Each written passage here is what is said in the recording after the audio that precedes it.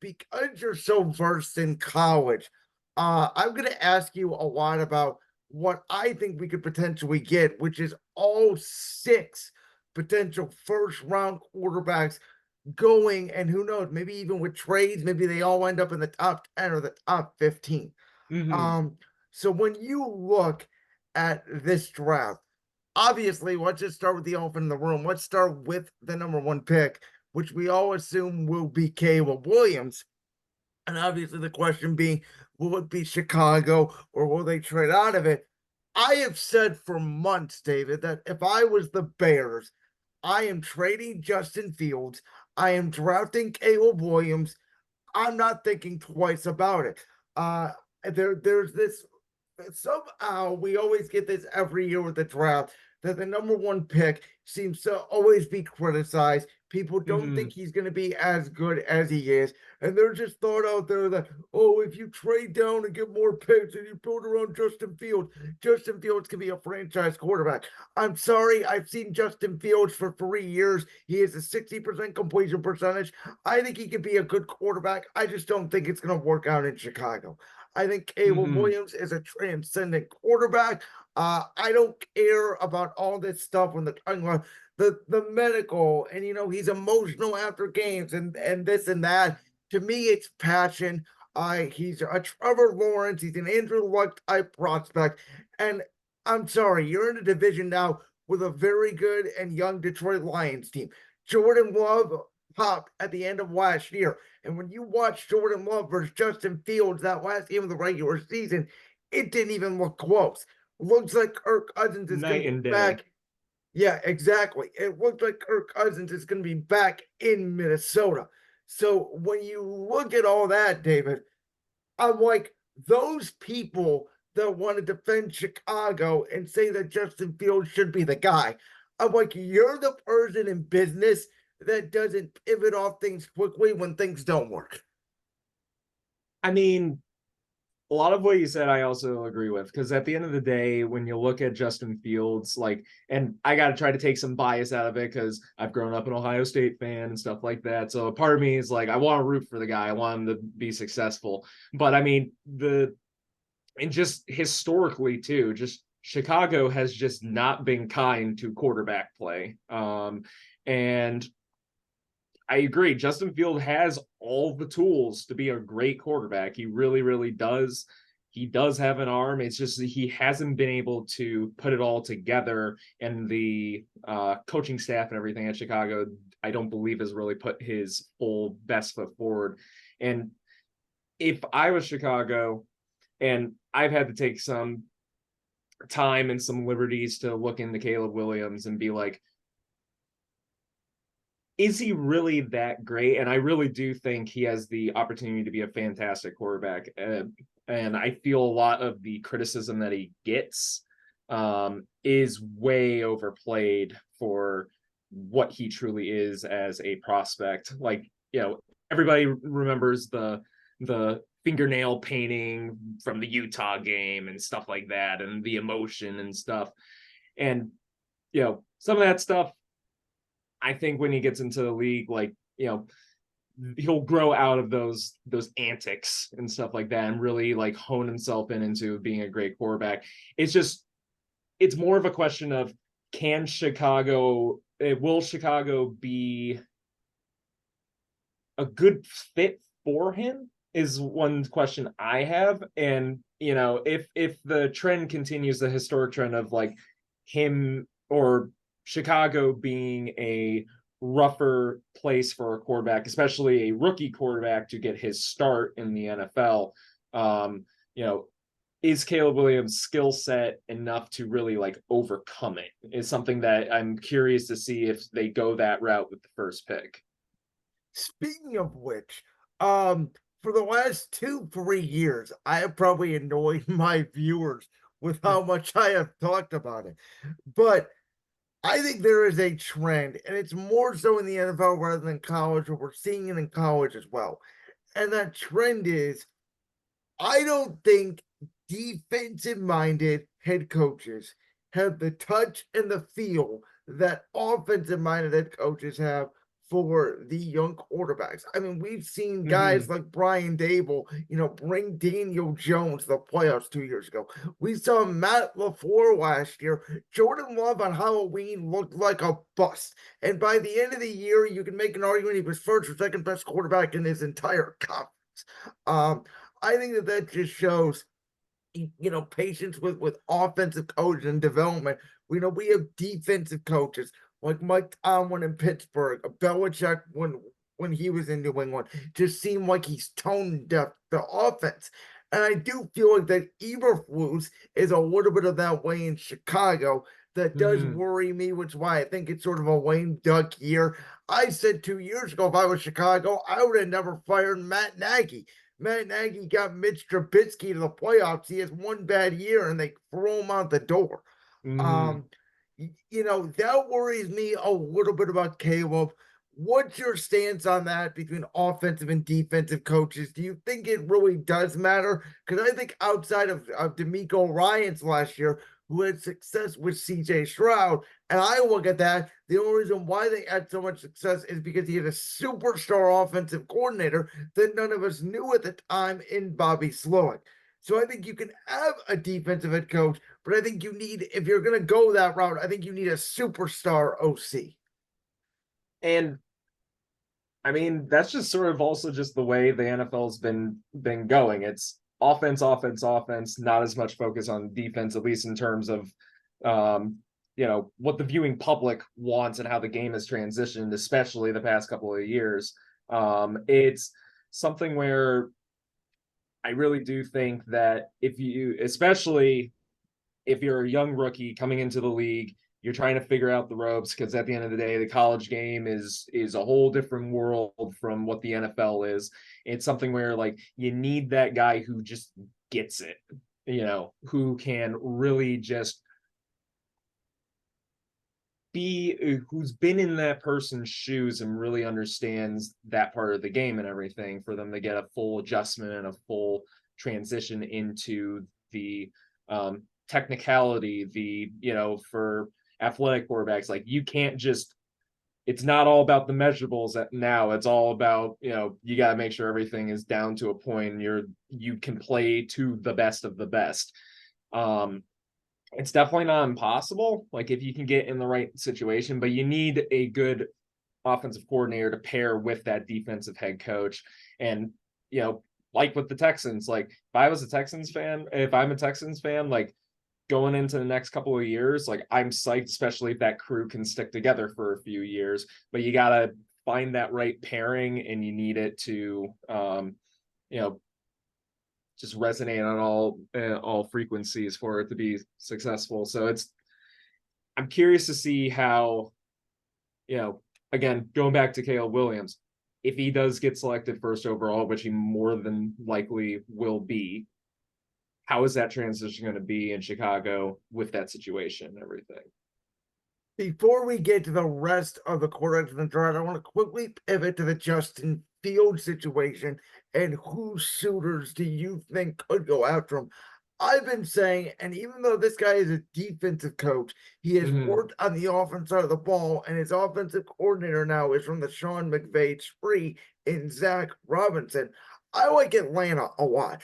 I think he's obviously from that area. Mm-hmm. Bijan Robinson is a very good back. Drake London, a very good receiver. Kyle Pitts, very good tight end. Offensive line underrated. Defense is decent, and he's in a weak division where who knows what Tampa's going to look like. Listen, our former guy in Cleveland, Baker Mayfield, had a very good year last year, but Mike Evans may not be back. Looks like they're losing some people on the other side of the ball as well. The Saints, I think, are a mess. I have no idea what the Saints are going to be. And Dave Canales and Bryce Young could be a wild card. I mean, I realize Bryce Young's height is obviously small. I have defended Bryce Young basically all last year, saying I don't think anybody could have worked with that cast of characters that he was with last year in Carolina. I thought that was a complete mess. I am not giving up on Bryce Young. I want to see him one more year with an offensive coach. But I do think that Justin Fields in Atlanta is the best situation for him. I mean, I think you hit the head right on the nail there. It's a great fit in terms of its home. That obviously could play a big factor into his play, where he just feels at ease being in a familiar area and everything. But also to, with the NFC South and just it's crazy how weak of a division it was last year, and I don't believe it's going to have a giant jump within the next couple of years. It could be a good opportunity for Justin Fields to sort of, lay the groundwork, get something going, get his feet actually settled in the NFL rather than, him running for his life in Chicago and everything like that. In terms of other like potential openings and everything, I can't really think of anything anywhere else that would be a better fit right now. And I'm not an NFL GM. I'm not, I don't know all the insights and everything, all that, but Atlanta, I think, would be a great fit for him to sort of get a fresh start, sort of like, last year with another NFC South team.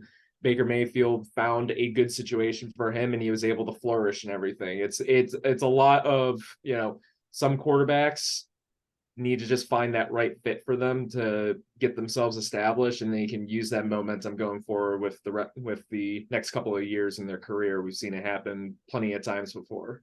So going into this draft, after Caleb Williams, Drake May was initially seen to be the consensus number 2 overall pick to the Commanders. Now it sounds like that it may not be the case. Sounds like Jaden McDaniels could be rising up teams' draft boards. I have said for some reason there Drake May seems very controversial. There's some people that love him, there are some people that don't like him. I am in the latter. He reminds me a little bit of Mitch Trubisky, who I know also went to North Carolina, and Will Mm-hmm. Levis. I just don't see it. I think he has a big arm, but I don't think he's a great quarterback. And we've seen obviously guys that wow in the combine, big arm, and not succeed in the NFL. Mm-hmm. Where are you at on Drake May? And do you think the Commanders should take him with the number 2 pick? No, that's a definitely something I got some some opinions on for sure. I have never been the guy who always falls in love with the 6'4" big arm quarterback prospect. Like, I'm someone, at least in how I like to evaluate players and stuff, is, and I know this isn't the case for everybody. I know there's outliers out there and everything, but I'm someone who at least likes to side on previous precedent on how they've performed in the past and everything like that. So if you're 6'4" and can chuck the ball 70 yards, but you can't hit the broadside of a barn in terms of accuracy, then what's the point? Drake May, I'm I wouldn't say I'm Luke.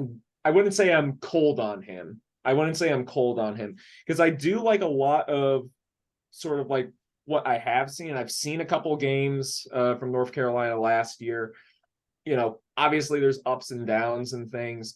One thing that, and though it's maybe not a full direct comparison and everything, similar size, got decent legs, good arm and everything.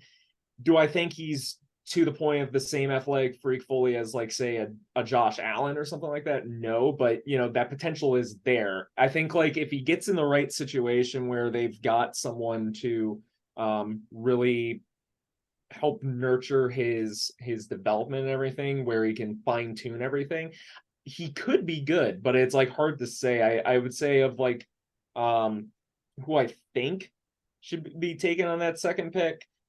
I mean, it's tough for me to say because in many ways, at least the first half of the season, if I was the Washington Commanders, I kind of liked what Sam Howell had. Like, he wasn't the worst guy on the planet. And given it was his first year starting, he wasn't like a super high draft pick or anything. A part of me wants to say, like, give him another shot and give him a bona fide, number one receiver with Marvin Harrison, because I am like just watching several games over the past couple of years of Ohio State. That dude, it would be shocking if he were not a superstar at the NFL level. Oh, So like, absolutely. I think he is a Jamar Chase White day one, oh yeah, Justin Jefferson walk in number one wide receiver next year. You know, you mentioned that. That's interesting. I think if you're watching, you can also take a quarterback number two, you know, maybe a guy like a Drake May or even a Jaden Daniels, who we're about to get to. Let him right. sit for a year, you know, and sit behind Sam Howell. And then, you know, because this is what I said about Sam Howell. I think he can win you about 6 or 7 games a year. I don't think Hmm. he's a franchise quarterback. I think he'd be a decent backup in the NFL. He's Baker Mayfield with a bigger arm. That's what I think he is. That's a fair comparison. Um, The so with that, I'm gonna pose this question to you a little bit different because let's go then to the third overall pick, which is New England. okay. There's a thought out there that let's give Mac Jones a fresh start with a new head coach and Jerome Mayo, new offensive coordinator from a Browns OC, a VP. Hmm. And I think Mac Jones has sort of lost the locker room in New England. I think his antics did not go over well. I think he was a bad apple in the room. There was a thought about there, you know, let's draft Marvin Harrison. Let's give Mac Jones one more year with a new start. And I'm like, I get it. But if I'm New England, I don't think New England and that culture is ever going to be as bad as they are right now. I'm taking a quarterback. I think Jaden McDaniels is sort of a complete reset. You're done with the Tom Brady era. You're done with Mac Jones. You're done with Bill Belichick. Jaden McDaniels is a mobile quarterback, Hmm. completely different than what you had before. Needs refined, need coaching. Like if I'm them, I said this. I draft McDaniels, and I think a veteran guy like a Jimmy Garoppolo could come back to New England, be your backup, be that veteran presence in the room for a guy Hmm. like McDaniels, and you restart the franchise and you spend your money in free agency on alignment, some receivers like Jacksonville did a couple years ago for Trevor Lawrence when obviously Evan Ingram, Christian Kirk, and all those guys came over. That's what I think you do. Because I think if you draft Harrison, there's no guarantee next year's quarterback class is going to be as good as this one. I think you got to take your shot Hmm. now. Yeah, this is a very interesting quarterback class in terms of the high end talent all at the top, and I think these are all points I genuinely think that I also like agree with and everything, and also too with Jaden Daniels coming off a fantastic college season where he was absolutely dominant both in the air on the ground. You got the potential too with just the evolution of the NFL and everything. If cards are played right and you get this guy the right development he needs, dude could be a potential like next Lamar Jackson. Who freaking knows? He's got the talent to be able to do it. And exactly what you said too that I really resonated with was it's a fresh restart. It is a complete 180 from the Bill Belichick everything that's been the past 20 plus years. And that's what they need to do. And I keep saying it, you know, and I Let go said, of the past. yes. It's time for a new era. And I said, by the way, it's nothing against Gerard Mayo. I understand that Mm-hmm. it was written in his contract that, you know, he was going to be the successor to Bill. But if I was New England, I would have completely went away from the culture. I would have I would have paid whatever it took to get Ben Johnson out of Detroit. That's what I would have done. Mm-hmm. I think you just need, and again, I think Jordan Mayo could work, but I think you essentially just need a complete reset for whatever the hell that was last year. Every, Oh boy. you know, including myself, you know, everybody said, "Oh, New England, they're talented enough; they're going to win games." I said, "Ladies and gentlemen, they have maybe next to Tennessee," and I didn't get the hype for Tennessee at all because I thought their roster was awful. Right. Um, and I said, next to Tennessee, I think they have the worst quarterback situation in the entire conference. And I thought New England could have the potential to be garbage. And I don't think people wanted to believe it because they have the best head coach ever. But Mm-hmm. what we saw was an offensive roster that cannot move the ball. No, absolutely not. I mean, just a few times I tuned into the Patriots last year, it was literally like it was a husk of its former David, self. do you know that they lost 3 games last year by giving up 10 or less points? They Oh, lost I know 3 games. that stat. Awful. I mean, yeah. Okay. So real quickly, I think now we can both kind of, now that we've had this conversation, I think Marvin Harrison is going number 4 to Arizona. So if we both agree on that, because I think Arizona is going to stick with Kyler Murray, played well obviously the end of last year, give him a new number 1 receiver. Obviously, they Mm-hmm. had DeAndre Hopkins, they haven't been the same since he was out the door. So Right. then you look at who's the next quarterback that goes off the board. And I'm not going to bake in trades or anything like that. But I think you got to look at Denver, who I think is going to rip the band aid off of Russell Wilson, just eat the cap and move on. And I keep hearing, and it's very interesting, but I think Sean Payton is falling in love with Michigan quarterback JJ McCarthy. And I I've think heard at number similar 12, things. I could see Peyton grabbing him. I know there's a lot of thought about, and I know you're an Ohio State fan, so we'll get into it, obviously. You relied on the running game. You didn't throw as much and all of that. I like JJ McCarthy. I think he's a winner. I don't know how good he's going to be at the NFL level, but I think if you get him with Sean Payton, I think it could be a special pairing. I think he needs the right coach, and I think Payton could be that guy. I mean, he's absolutely a winner. That is unmistakable. The and from what I saw from like the combine and stuff, the few drills and stuff he did, like he's got decent measurables. And I think he had like really good arm strength too when they were doing like that arm strength, like miles per hour test or whatever. So I mean, like he's definitely got the opportunity to.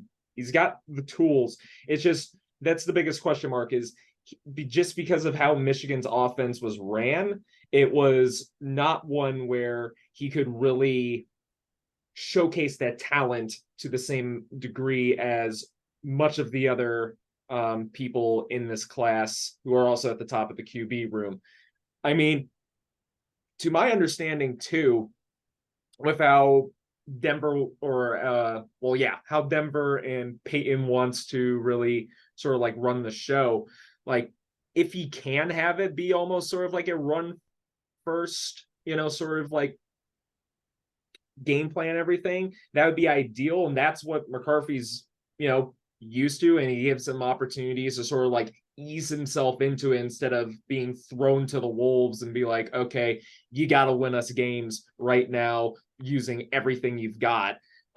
It could be a good opportunity if like, for a quarterback that may be a little bit more of a question mark than those who might be going into the first, leaving in the first round to new teams, that might be like the best opportunity for him to really get his chops in the big leagues. Yeah, so I'm gonna throw something out there before we get to the last 2 potential first round draft quarterbacks, and I'm gonna talk about Russell Wilson. And Yep. there's a thought out there that he could be going to Pittsburgh. Obviously, we've all heard the rumors. But Mm-hmm. Steelers beat reporters have been constantly saying there's going to be a quarterback competition between Mason Rudolph and Kenny Pickett, which I'm sorry, I'm just absolutely laughing at. That's a You're in a wild division with sentence. Deshaun Watson, Joe Burrow, and Lamar Jackson, and that's your idea of quarterback. But it does Right. fit the Steeler brand. I mean, it really does. So I don't know if Russell Wilson, and I've said this, if he doesn't go to Pittsburgh, we just talked about we think Atlanta is going to land Justin Fields. I can make an argument out there that Russell obviously has a huge brand. His brand though has taken a huge hit over the last couple of years, and I think a lot like Cam Newton, he can't be a backup in the NFL. Mm-hmm. I think there is a real possibility we go into next year, barring an injury, obviously, to one of these starters, where Russell Wilson is just not on an NFL team. That really is a possibility.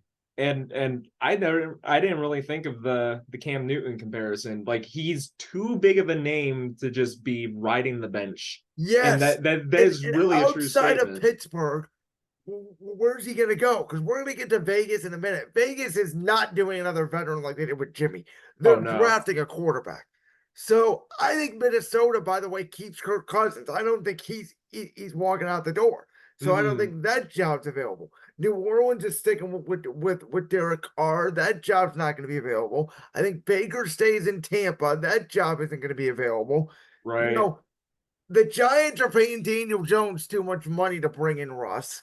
Right. Um, you does does Dan Quinn being in Washington, do they move off Sam Howell? Does he get the job in Washington with another rookie coming in? I mean, who knows?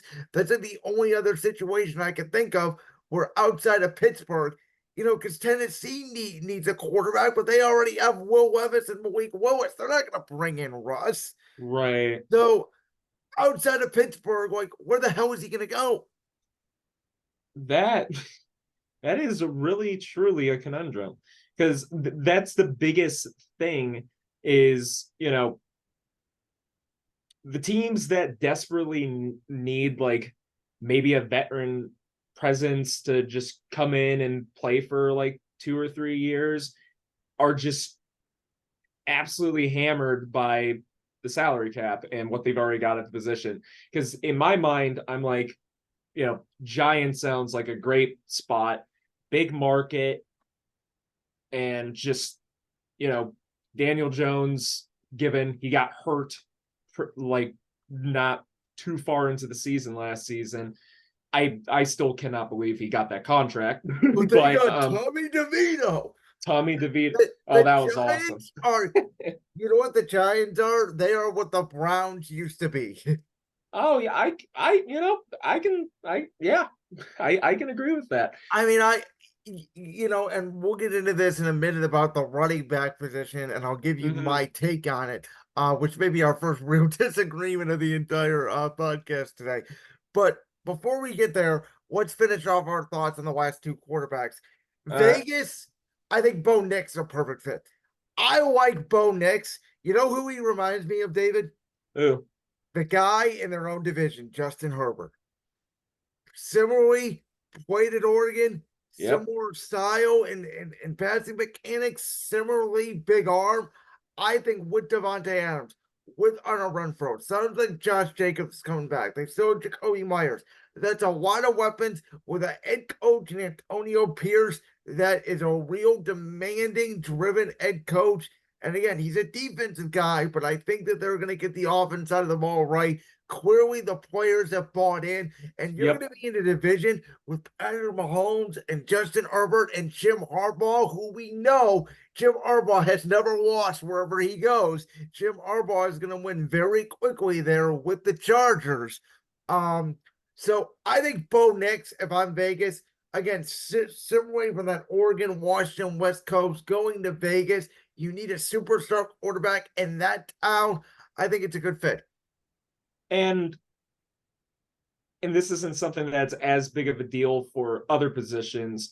You know, Bo Nix may be a little bit on the older side, but I think that might be a boon in this case because he's seen a lot more. He's got a little bit more under him. He's seen a lot of big moments. I mean, given his couple of years starting out playing for Auburn and stuff, he's played some of the best teams in college football and That's a everything. good point. I totally forgot he transferred. Yeah, and playing against Bama every single year and stuff like that, and getting a I can't remember how many wins, but I know he got at least 1 or 2 wins from against Bama. So I mean, he's been in big positions and stuff, and I feel like that could be a really good transition. And maybe not starting right out the gate, but a good opportunity for if I forget who Aiden finished off. O'Connell, who O'Connell, cannot that's right. complete That's a right. pass out of the first quarter on Christmas, and they still beat Kansas City. Right. Which, I mean, if I'm Vegas, and this is where I'll push back on the order, I think Bo Nix would start week one. I think Aiden O'Connell could be their backup, but I think if I'm Vegas, I start Bo Nix week one. And I've said this. I know that Patrick Mahomes set a year, and I understand the precipice behind it. But if you think a guy can play, along with the Colts last year with Anthony Richardson, it was, it's sensational before he got hurt every game. Um, Hmm. but college and the NFL now, it didn't used to be this way a decade ago, as you know. The Right. schemes and everything and the relationships, it is so transitional to the NFL. There's not as much of a learning curve outside of guys are faster. And you need to process information a little bit faster. That listen, if Vegas wins 5 or 6 games in that tough AFC, it could arguably be respectable Hmm. because of not only their division they're in, but the fact that Denver, I think, is going to be improved with McCarthy or whoever they draft. Obviously, we talked about the Chargers, I think, are going to be better. Kansas City's going to be right there. So it may be a learning curve for Bo Nix, but I would rip the band aid off if they went with him and started week one. And you can use that as a trial run year. Let's see what you got, get your feet wet, see how things go, pick up the pieces, and then see what worked, see what didn't. Take that all, and when it comes into next, not this season, but next season, then maybe start to make some noise and stuff once he's been a little bit seasoned and everything. So, maybe not a bad idea. I mean, it works out for some, CJ Stroud. It works, not so well for others, like Bryce Young last year. But it's all about situations. It's all about and true. The speed is definitely one of the biggest things, but um, see what happens, see what works, see what doesn't, and take those pieces and try to improve on them. So the last quarterback we haven't got to is Michael Penix. And I think whether it's a trade up, which I think could be a scenario if you're Seattle, because the Chargers are the fifth pick, they don't need a quarterback. I can see them trading back to, I think Seattle's at 16, getting a Mm-hmm. couple more picks. Seattle moves up and get their guy because their roster is ready to win. They just need a quarterback. And I think playing college at that area, and he reminds me a ton of Tua to me, just a little bit bigger, but pretty accurate. I think he will fit in that system, and I'm talking about that being Michael Penix. Yes, I personally love Penix. Like I think he has one of I genuinely think he has arguably the prettiest, ball in the entire draft. Like I have from watching a couple Washington games, I watched the game against Oregon, the early season matchup, Okay, not yeah, I the was gonna say because they championship played game. twice, obviously, Yeah, one to the regular season one and one in the championship game. Both and watching times, them by the at way, Penix Indiana and Nix too. looked great. Oh, and just seeing him in Indiana too. It's a shame that his college career had some turbulence in the middle of it with the couple of ACL injuries he had. But the dude can play. And I know like that's like one of the big arguments with like some people on like measurables and stuff. And to some merit, I think he has also like for at least those who were at the combine, like he's got like the biggest hands and stuff too. So like he should be able to have good grip on the ball and everything in tough weather. And that could work well in the rainy conditions up in Seattle and everything. It's I though maybe not the fully best or like most gifted in terms of full athletic attributes, and also he's got the injury history behind him as well, which could potentially be a red flag. I mean, if all goes well, like I truly think like he can have a really good career and be a real like even better than honestly Tua in my opinion. Like I really like That's what Penix. I think. I think he's a bigger, better version of Tua, who, by Yeah, the way, was a bust before he got the right coach and Mike McDaniel in Miami. right. So the funny thing is, David, we just talked about 6 quarterbacks, and I think we can all universally agree. I think they're all going to go in the first round. Yeah. Um, Historically, though, the crazy thing is, 2 of them are going to be really good, 2 of them are going to be really bad, and 2 of them are going to be okay, decent starters. That is the merit. Not all 6 are going to get, even though some we like more than others, and Mm-hmm. most of it is obviously about situational, which leads me then to the combine. I am one of those guys, and you've talked about this throughout the podcast today. I'm one of those guys that don't put much stock into the combine. I don't care about what guys do in t-shirt and shorts. What Right. inside, I think, does somewhat matter. There's some things, 40-yard dash, okay, but I want to see what you do when you're playing against real football players on tape. I don't put much stock in a pro days. I think it was one of those. I think Zach Wilson had a great pro day. He made like an incredible 60-yard, like no look throw, I think, or something. And I I was said, like I don't back care. foot, yeah. Yeah, I said, I don't. By the way, Will Levis takes off his shirt, shows his guns. Everybody's all hyped about Will Levis. I said he's not an NFL quarterback. So I care more about what the tape shows, but how much do you put into the combine?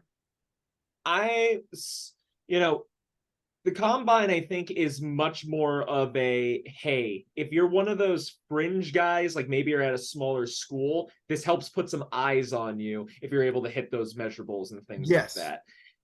So like it has merit. It really does. So for example, talking about going back to some former Kent State guys, Tez Walker.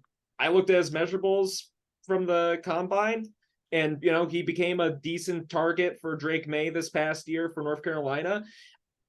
I saw some cool, pretty good stuff, and I was like, that's going to help him out for sure. But in terms of those bigger top end prospects, especially, I'm also definitely someone who puts a lot more weight on, hey, how did you do playing against actual people, game time speed, and stuff like that, as opposed to exactly what you said. You're not being chased by someone, you're not under tons of pressure, you're just sort of, going through the motions with some drills. Yeah, I mean, I think, like you said, it could help, a fourth round guy become a third round guy, or a third round guy become a second round guy, or maybe high end second round guy become a well end first round guy. Mm-hmm. But I don't think it necessarily helps the big time talent. Um, No. so last question for you on the NFL. And let's talk about the running back position because our hometown Cleveland Browns have a great running back in Nick Chubb. Uh, Mm-hmm. Obviously, there's so many running backs on the market this year. Derrick Henry, Saquon Barkley, Tony Pollard, DeAndre Swift, Alexander Madison. I know I'm missing a Austin Eckler. I know I'm missing a boatload because there's so many out there.